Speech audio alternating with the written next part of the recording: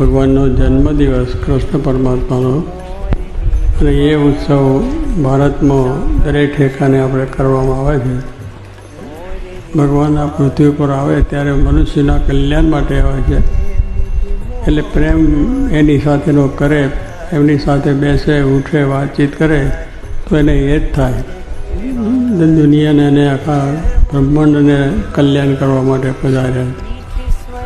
અને એ પધાર્યા એટલે એનો ઉત્સવ, એનો આનંદ એ તો સર્વના જીવમાં હોય જ. પણ ભગવાનને તો બહુ નાત જાતનો ભેદ નથી, નાના મોટાનો ભેદ નથી, સાહુકાર ગરીબનો ભેદ નથી.